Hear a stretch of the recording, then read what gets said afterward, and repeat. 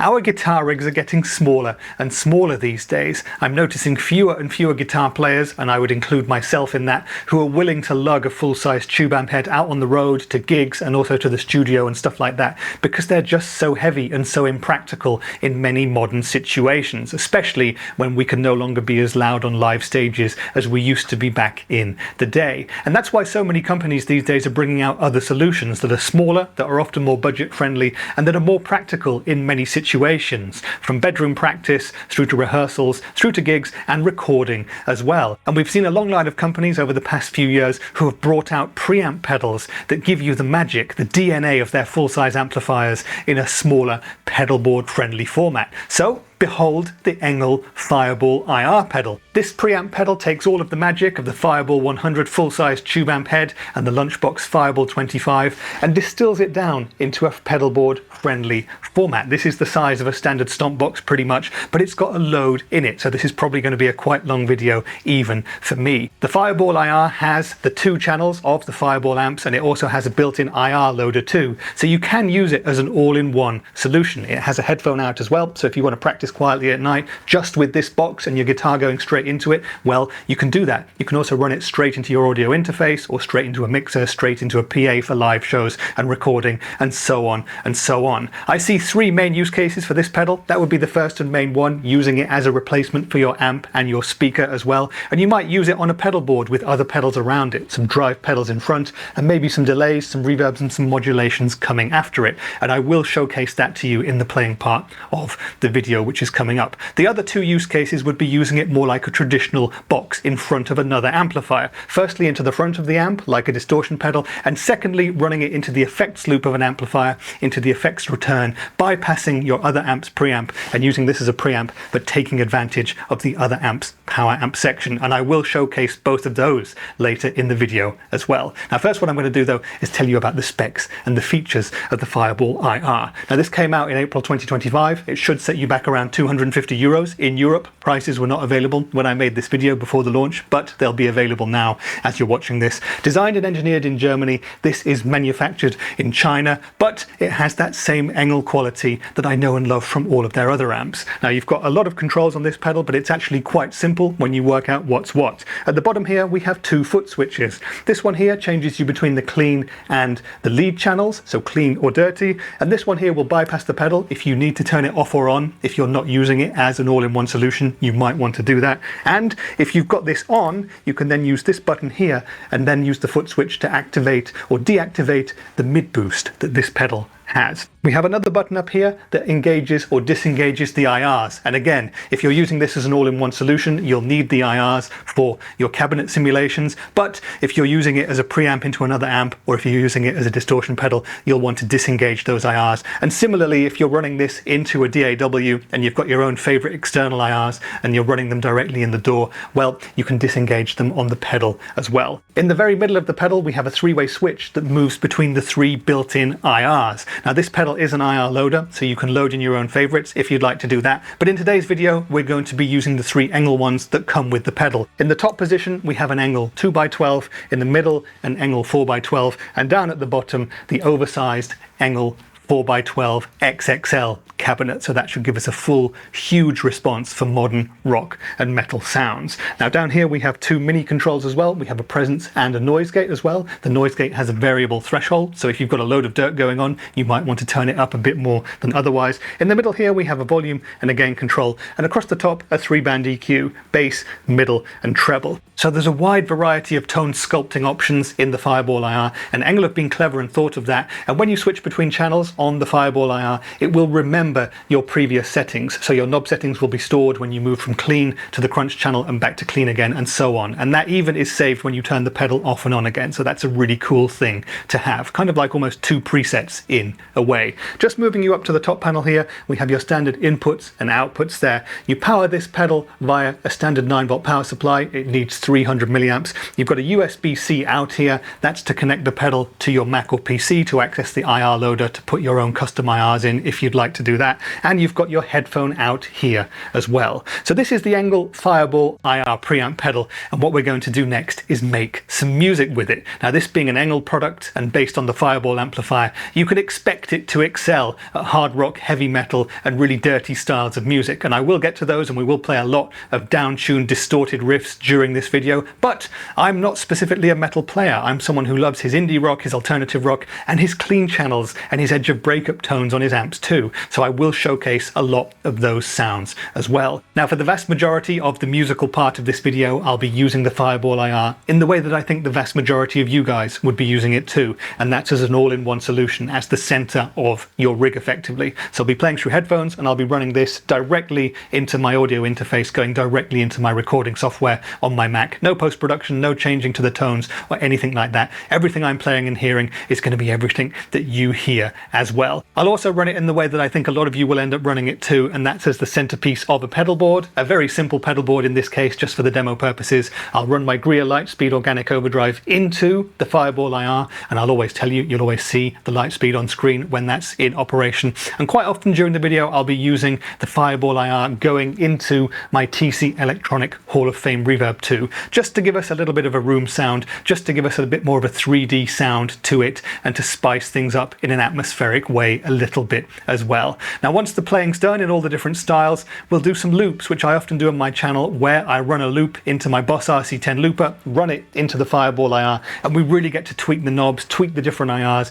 and really hear how many different tones are on offer. Now, we'll start off doing a big loop on the dirty channel of the Fireball IR, then we'll do one on the clean channel as well, and I'll do a couple of loops where I really showcase how you can use this pedal in other ways. Firstly, as a standard distortion pedal into the front of another amplifier, in this case my Hughes & Kettner Black Spirit 200, and we'll also use the Fireball IR as a preamp replacement on the Black Spirit 200 by running it into the amp's effects loop return, so you can hear how that sounds too. Now, there's a lot of music, a lot of sound samples coming, and I would really recommend that you head down to the description or the comments and look for the timestamps for the specific things that you'd like to see and hear. So go ahead and do that right now, and I'll see you afterwards for some discussions about what I think about the Fireball IR.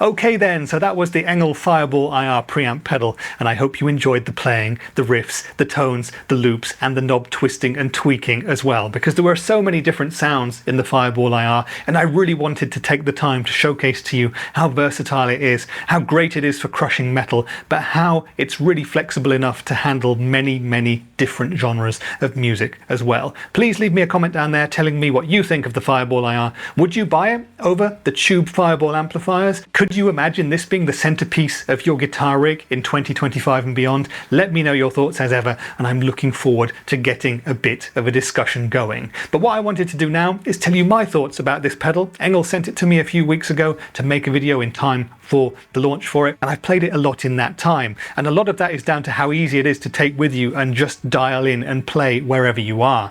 Now, I've had a couple of work trips and a holiday during this time period, the last few weeks as well, and well, you take a guitar with you, take this, a power supply, a cable, and your headphones, and you're good to go, and you can just start playing with it in that sense. So it's really easy to transport with you, really small, really easy to carry around, so I really like that about it. But the other thing that I like about it is the tones and its tonal versatility as well. Now, this being an ENGL and being a Fireball too, well, you could expect it to deliver in the crushing metal riffs department, and it totally does. You've heard all of the downtuned riffs. It sounds fantastic for that, and I think it pairs very well with the Ibanez AZ standard guitar that I was using throughout the playing part of this video. Now, the three different IRs give you vastly different tonal results. I think IRs are a very powerful tonal tool. My personal favorite for the metal stuff was the downward position, the XXL oversized ENGL 4x12 cabinet for huge beefy metal and hard rock tones, as long as you make sure to wind down the bass, because there is a whole lot of thumping low end in this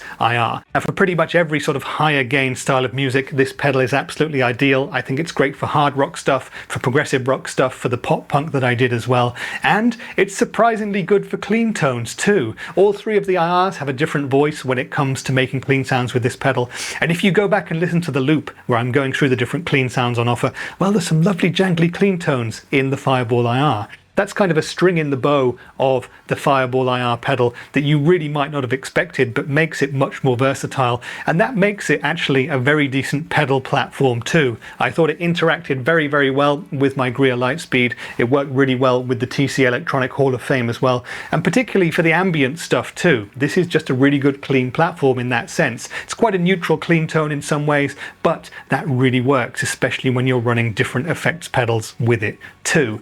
Now, there is kind of a tonal gap in this pedal that I've sort of noticed, and that's kind of the edge of breakup through to classic rock sort of area. That's where I spend a lot of my time personally as a player, and I found that kind of diming the gain on the clean channel of this pedal, it doesn't provide the same sort of smooth overdrive that you'd get with the actual ENGL Fireball tube amps. And when you go to the crunch channel on the amp and you have the gain all the way down, it doesn't quite have what you'd need, and it's already doing too much, at least for me, in terms of distortion for classic rock tones. So I find that having a nice neutral clean tone on this preamp pedal and running another overdrive into it, like I did with the Greer Lightspeed, is going to be ideal there, and it worked great for all of my classic rock, indie rock, and alternative rock needs. So it's a great pedal in terms of the tones. It takes the pedals really well as well. Am I bothered about the fact that this is a digital only pedal? Absolutely not. This was something I was thinking about before I got the pedal and before I plugged it in, but it feels as good as it sounds. It's very quick and direct in terms of response, and sure, it doesn't quite have the dynamics of a full fat tube amp,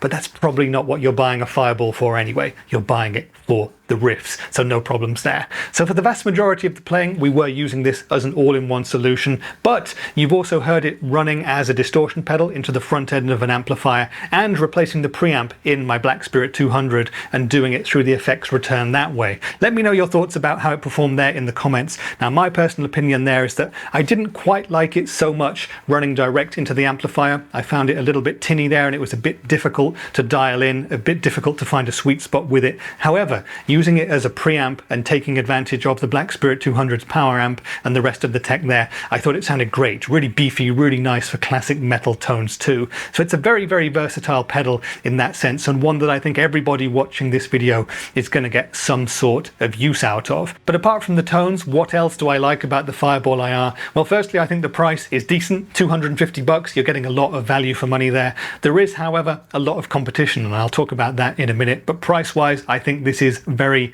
well priced in 2025. In terms of build quality, you've got the standard ENGL built like a tank thing going on as well, and it looks the business as well. It's going to stand proudly on any pedal board, that's for sure. Aesthetically, I think they've done a great job here as well. So there's a whole lot to like about the Fireball IR, but what about those things that I don't quite like so much? Well, there's not that much really, but there's a couple of things that did spring to my attention when testing the Fireball IR. The first is not personal to this pedal in any way. It's an issue that me, an old man, has with IRs. Now, I was a late comer to that world. I really resolutely stick with my analog tech. I'm still using the red box in my Black Spirit 200 most of the time, and I find that IRs are a very, very powerful tone shaping tool. Now, the 3 IRs in the Fireball IR are all great, but they're all very, very different, and that means that when you're moving between them, well, it does require a lot of extra tweaking and dialing in of all of the other knobs in order to get the sound where you want it. And it is possible, you'll have heard it in the playing part of this video,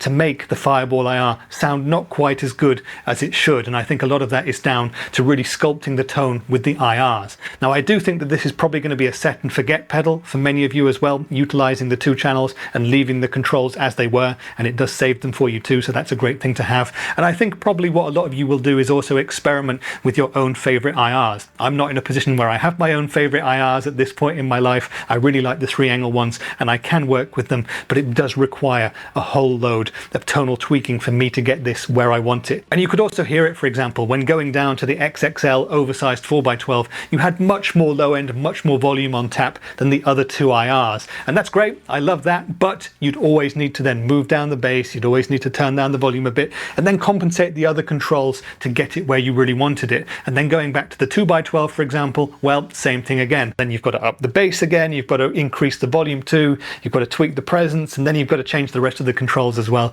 It's just something that takes a while to get used to. And for me personally, well, I've kind of worked out where the sweet spots are, at least for the tones that I like, but it will take you some time. And that's something that I don't find happens so much with my more old school analog gear. And the other issue I had for a while was with this switch and the mid boost here. Now, to engage the mid boost, you've got to have the pedal on and then you press the mid boost button here. Once it's on, well, you then use this switch to engage and disengage the mid boost. However, if you haven't pressed this button, you can find yourself accidentally disengaging the whole preamp pedal, which I found happened to me quite a few times at first. It's something you get used to, but until you've got used to it, it can be a little bit annoying. Once you have though, and once you've found your sweet spots with the IR, you can really get on with enjoying the full tonal delights of the Fireball IR, and it is a fantastic sounding device. So if you've been watching this video and you're really sort of liking what this device entails, but you're wondering what else is out there, well, there are a whole range of options in this domain at the moment. I think the OG in terms of digital amp and cabinet simulation in terms of pedals these days is the Strymon Iridium. Many people think of that as being the first to do this kind of thing. It's a little bit more expensive than the ENGL, and of course it's more for your classic genres. It's got a Fender and a Vox and a classic Marshall amp emulation in it, but it's a wonderful device as well. So if you don't quite want all of the beef of the Fireball, you could always try the Strymon. Now, in terms of other digital options, I think the most hyped up these days would be those from Universal Audio. If you want their higher gain stuff, look at the Knuckles or look at the Anti 1992. There's a video of that one elsewhere on my channel actually that you could watch. Those are great for higher gain stuff, and the Universal Audio gear is absolutely fantastic, if a lot more expensive than the Fireball IR. Now, if you want to spend considerably less than the $250-ish that you'll be giving out for the Fireball IR, well, you could do far worse than trying the Boss IR2. For sub $200, that's a fully digital option, the same size as a standard Boss stomp box that has many different abs and cabs and IRs in it. So that's a great little box to try. If you then want to go more advanced with Boss, you can progress to their more expensive IR 200. Now, in the past couple of years, what we've seen is more and more analog preamp pedals and even tube preamp pedals with cab sims and IRs built in coming out that are really starting to rule the market. I think the most famous of those would probably be those from Victory. The Kraken is probably the high gain modern option that most of you will be looking at, similar to the Fireball, going to be more expensive than the Fireball, of course. Or Friedman amps have come out with a number of these in the past couple of years. You've got the IRD, the IRX, and the IRJ. Again, probably almost twice as much as this, but those those have tube preamps in them and digital cab and speaker simulation in them too. So those are going to be great options as well. Now, if you do want to try this sort of thing, but kind of go analog right down to the cab sims too and have them in stereo, you could try the DSM Humboldt Simplifier X. That looks like a great option. Looks very complex on first glance, but it is an all analog version of this with different amplifiers in it. It's got built-in reverbs and so on, and it's all analog. So it could be a good device for people like me who are still stuck in the Stone Age that way and want to play analog devices. You could of course do something in the modeling vein and go for something like the Tone X1. That is a fantastic pedal, as I've demonstrated multiple times on my channel, and it has so many different amps, so many different pedals, so many different tones in it, as all the digital modeling stuff does these days. It's all about finding the device that fits best for you, the one that really fills the criteria that you want. And if you're someone who wants the ENGL sound, the ENGL DNA, and you want the great tones of their cooking Fireball amplifier alongside a nice clean platform for when you need the clean sort of tones, well, the Fireball IR is going to be a great choice. I think for 250 bucks, it's standing in a nice price point compared to a lot of the others out there, and I think this will sell like hot cakes in terms of the higher gain players. If you're someone like me who really loves your classic rock and Indian alternative rock stuff, so you're sort of between the clean channel and the heavy channel on this pedal, well, the Fireball IR might not be directly aimed at you, but don't just discount it. It has a wonderful clean channel that is absolutely great at taking pedals too, and it could very well become the centerpiece of your pedal board of the future. Now, I hope that this video has answered all of the questions that you may have had about the Fireball IR, but if there's anything else you'd like to know, as usual, type me your questions down there in the comments and I shall do my best to answer them. And if you're still around, would really make my day if you wanted to give the video a like, or maybe even sub to my channel, because that really does help. But that's been it for today's video. I've been Rich, and I'll see you in the next one. Bye for now.